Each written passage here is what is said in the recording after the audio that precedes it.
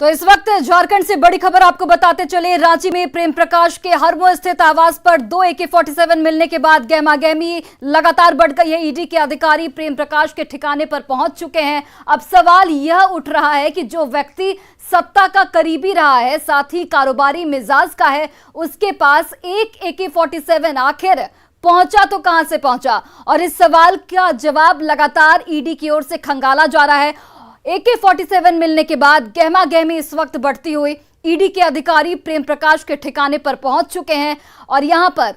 सवाल लगातार उठ रहे हैं कि जो व्यक्ति सत्ता का करीबी रहा है, साथ ही कारोबारी मिजाज का है, उसके पास आखिर AK-47 जैसे हथियार आए कहां से? तस्वीरें भी हम आपको दिखा रहे हैं जहां पर छापेमारी के तहत 2 AK-47 इनके आवास से बरामद होता है और बरामदगी के तुरंत बाद से देखिए गहमागहमी हरमो स्थित आवास पर 2 AK-47 मिलने के बाद गहमागहमी शुरू हो जाती है। ईडी के अधिकारी इस वक्त प्रेम प्रकाश के ठिकाने पर मौजूद है, उनकी मौजूदगी है वहां पर और यहां पर ईडी की ओर से लगातार कार्रवाई की जा रही है। दिल्ली से हमारे सहयोगी शंकर आनंद इस वक्त जुड़ गए हैं। शंकर,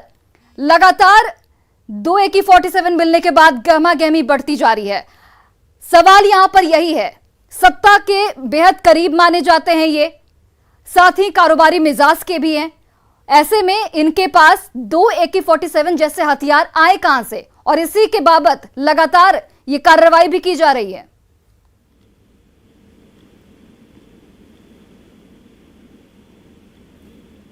शंकर, आप तक आवाज पहुंच पा रही है मेरी?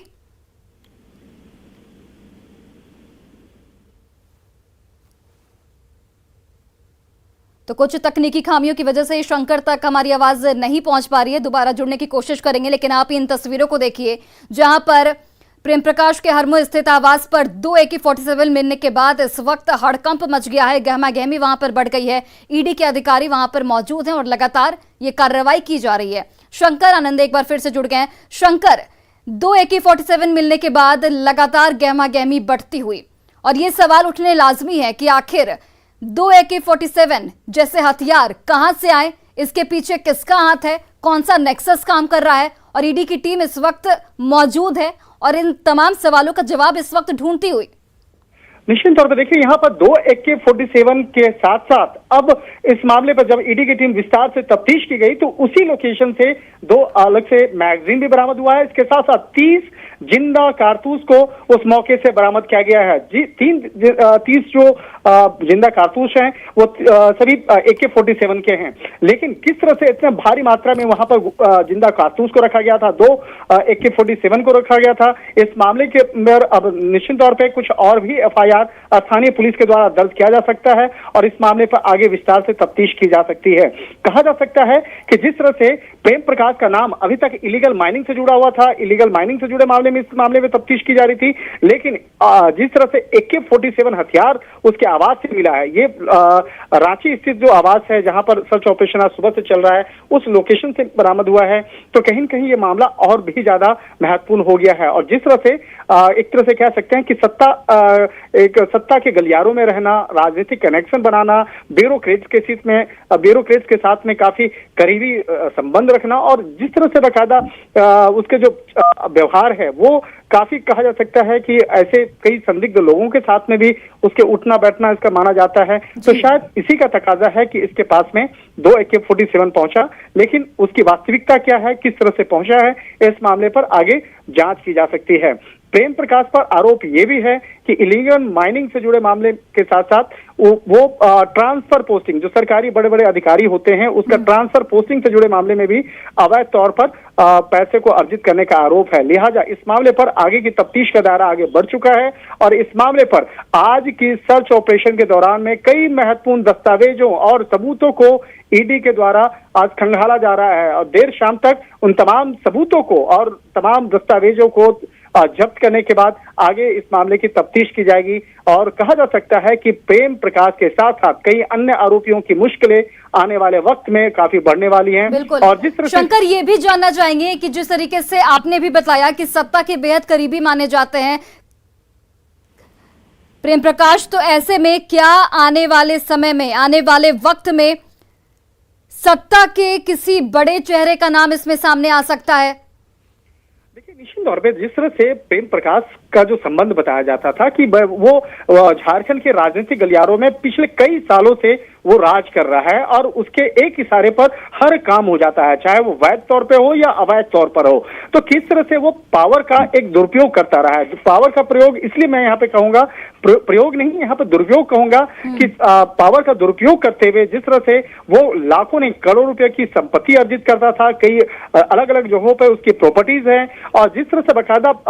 उसके बारे में आज कहा जा सकता है कि आज 17 लोकेशन पर सर्च ऑपरेशन को अंजाम दिया जा रहा है, जिसमें कि रांची के 11 लोकेशन पर 2 लोकेशन है बिहार का और 2 लोकेशन है दिल्ली एनसीआर का, और इसके साथ साथ एक तमिलनाडु का भी लोकेशन है जहां पर इस सर्च ऑपरेशन को अंजाम दिया जा रहा है। तो एक तरह से कह सकते हैं कि प्रेम प्रकाश का जो संबंध है, जिस तरह से पंकज मिश्रा के साथ भी जुड़ा, पंकज मिश्रा की हालांकि पहले गिरफ्तारी हो चुकी है, अभी वो इस वक्त में न्यायिक हिरासत में है, और प्रेम प्रकाश से हालांकि पहले भी पूछताछ हुई है, लेकिन प्रेम प्रकाश अपने आप को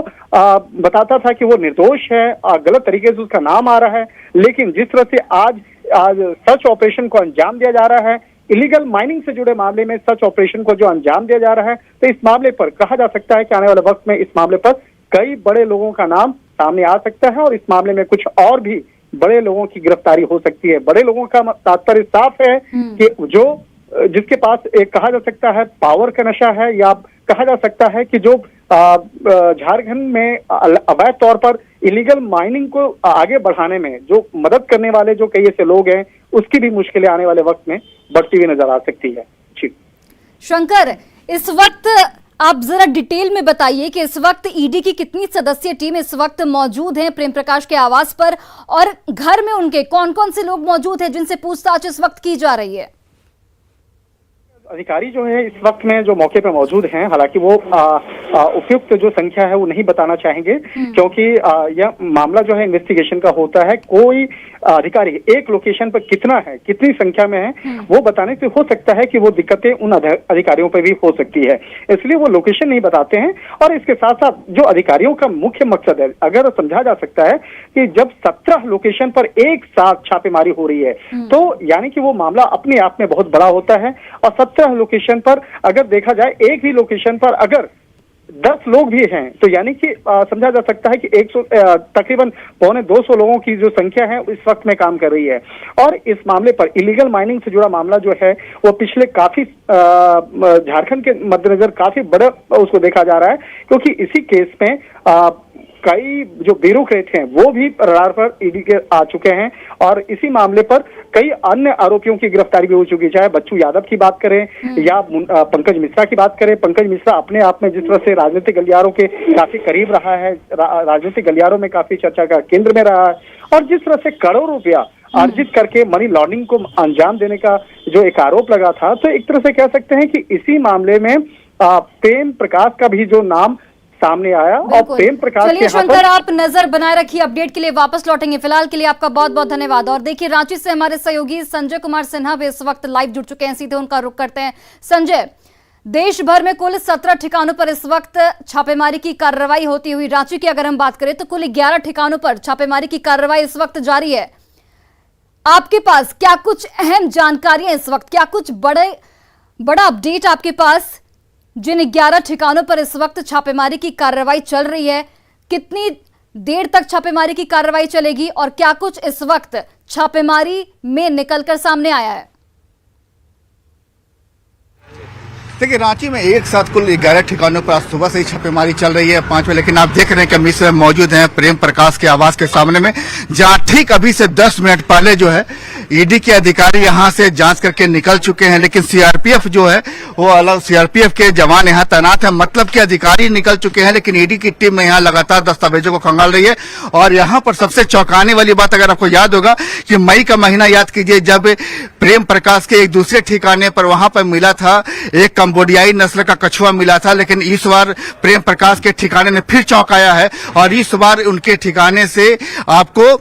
2 AK-47 यहाँ मिले हैं। सवाल क्या है कि AK-47 किसका है, चूंकि आवाज उन्हीं की आवाज से मिला है, लिहाजा तमाम चीजें जांच का विषय है, और जांच के बाद ये साफ होगा कि AK-47 किसका है, लेकिन जांच चल रही है। लेकिन एक चीज और समझने की बात यह है कि जो सूत्रों से जानकारी मिली है कि कल रात 11 बजे तक प्रेम प्रकाश अपने घर के आसपास नजर आए थे बाकायदा, लेकिन वो जब सुबह ईडी की टीम पहुंची तो प्रेम प्रकाश अपने घर पर नहीं थे, लेकिन परिवार उनका जो है अभी भी यहाँ घर पर मौजूद है और लगातार आप देख रहे हैं कि सुबह से ही उनके घर पर दबिश जारी है। ये सिर्फ प्रेम प्रकाश की बात नहीं करें, इनके अलावा 2 सीए जो हैं उनकी आवाज पर भी असर कार्रवाई हुई है और यहाँ उनके आवाज से भी कहा जा रहा है कि ईडी की टीम को महत्वपूर्ण दस्तावेज मिले हैं और वो दस्तावेज आपको बताएंगे मनी लॉन्ड्रिंग की कहानी क्या है।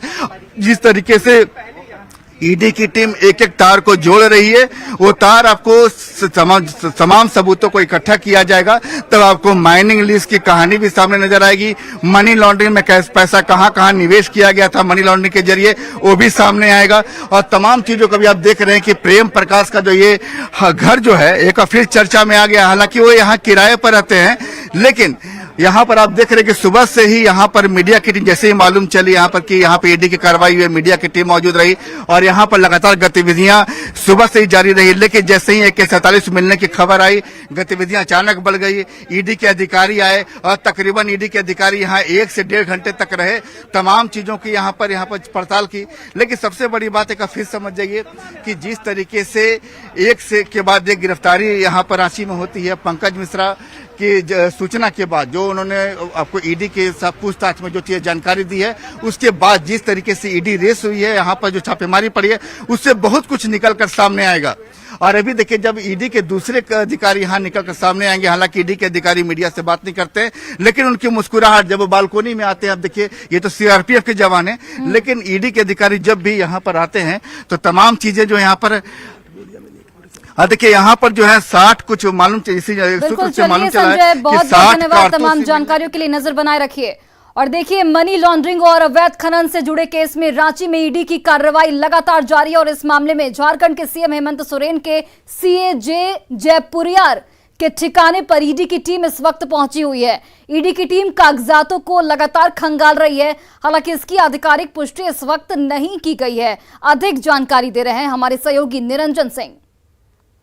मनी लॉन्ड्रिंग और माइनिंग लीज के मामले को लेकर रांची सहित बिहार में 17 ठिकानों पर सीबीआई और ईडी की छापेमारी हो रही है। मैं इस वक्त अशोक नगर के C-218 आवास है और यहीं पे हेमंत सोरेन के जो सूत्रों के हवाले से जो खबर आ रही है, हेमंत सोरेन के जो सीए हैं जयपुरिया के ठिकानों पर ईडी की टीम लगातार सुबह से छापे मार रही है। अब देखना यह है कि ईडी की टीम को क्या यहाँ महत्वपूर्ण दस्तावेज मिलते हैं, ये आने वाला वक्त ही तय करेगा। लेकिन पिछले कुछ घंटों से जिस तरह से बिहार के पटना और रांची पूरे देश के 17 ठिकानों पर छापेमारी की जा रही है, ये आने वाले कुछ समय में जरूर तय करेगा कि क्या दस्तावेज मिलते हैं। कैमरामैन संजीव तिवारी के साथ निरंजन सिंह, न्यूज़ 18 रांची। और रांची की